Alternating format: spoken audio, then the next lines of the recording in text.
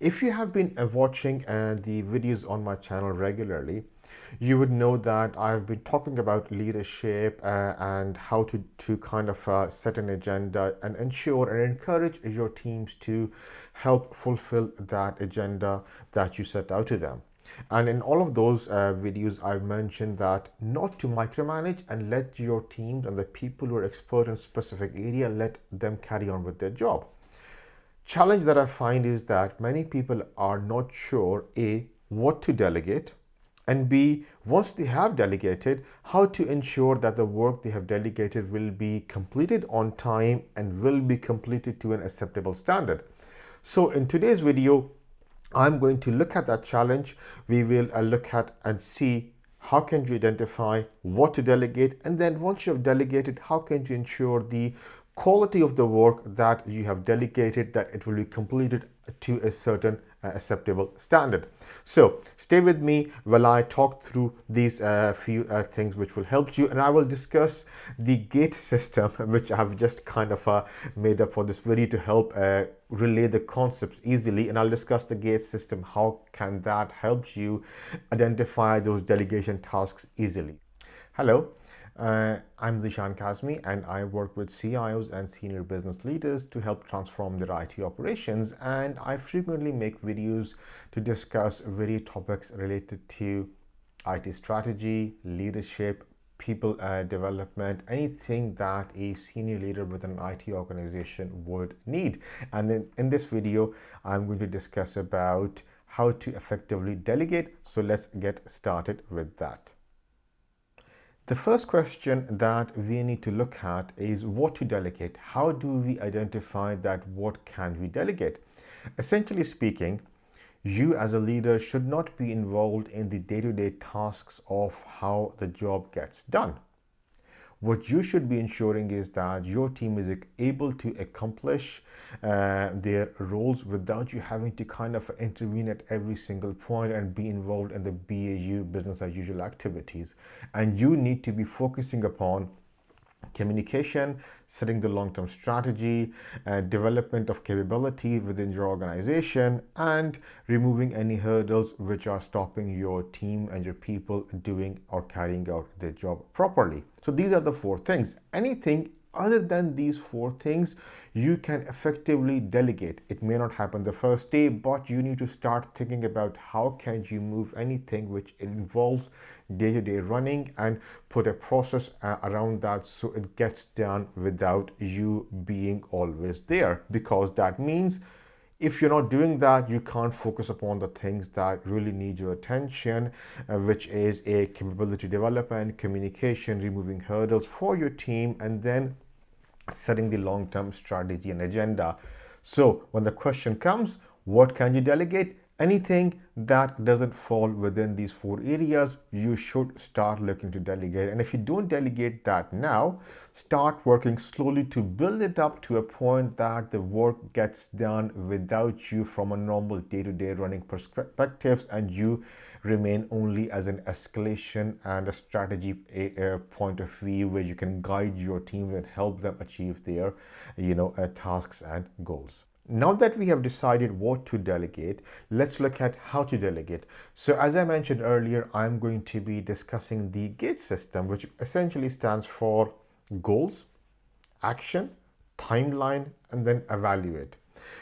So when we talk about goals, as I mentioned in my other videos regarding leadership, and that what you need to do is that you need to give your team the final end result that you want to accomplish, and that kind of gives them a vision of where they need to be aiming for. So this is the goal which you need to clarify. It needs to be very specific. It needs to be measurable. So the team or the people who are doing the work, it's easy for them to understand exactly what you want delivered. Otherwise, if it's ambiguous, I'm sure there will be some lack of clarity, which will mean that what they produce isn't exactly what you're looking for. So the first thing as part of the GATE process is to identify the goal, but make it measurable, make it specific, so it's easy to quantify it and it is easy to understand. So there's a shared vision between you and the people who are taking up the delegation. The second thing that you need to do as part of the gate process is to identify the actions. So basically, it's the team and you agreeing what actions they need to carry out to accomplish that goal. And here, you're not there to define the day-to-day or the details of the actions. It's there to kind of say that the team is comfortable in identifying a path from start to end to be able to achieve that goal, to be able to give you the result that is needed. And again, if there are any hindrances anywhere they need you to help remove any hurdles, that is where they can highlight that across to you. So again, the second part is to look at what actions the team needs to carry out to achieve that end goal, which then leads us to the third part, which is the time. The time part is the third part of the gate process, which basically means how long do we have to accomplish the end goal. Is that time enough? Is the team comfortable? Is it achievable? Is it realistic? And again, if it's not realistic or there are certain challenges, how can you as a leader help them remove that challenges along? And again, if everything is realistic, they can go and carry on the work. But the whole point is for the first three steps, which is G, A, and T, to identify the goal, agree on the actions, and agree on the timeline in which the team needs to carry out the work. So before you delegate, the people who are going away and going to do the work, they know exactly how long they have to accomplish that specific goal and what actions they're going to take. So there is no surprises, no negative surprises towards the end. Which leads us to the final part of the process, which is the evaluate. Now that I've delegated, how do I know that they are ensuring the work gets done to the quality? And the point here, which I do, is that I will set up some checkpoints. So I'm not going to get involved in the day-to-day doing of stuff, but what I will do is to ensure governance, I will put in some checkpoints part of the way through. So as the team is kind of working on completing those actions to give me that end result, they can update me and say, Zeeshan, are we still on target? Are we still going to be able to deliver the results you want? Or there are some risks, some issues, something we need help with. What that means is that for the team, it's confidence that you're there to help them if there are any issues. And for you, it gives you the assurance that if there are going to be any problems or if there's going to be an issue with quality, you will identify it well in time and you can course correct it rather than wait till the final time and then it's too late. You're frustrated that your people, your team didn't do the work as you wanted, and they are upset because they thought of something was going to be done and they think they delivered it to those objectives, but things might have slipped which were not in their control. So it kind of gives a mutual channel for communication and to make sure your team stays the course. So follow these steps. They're very simple, but they're very, very effective.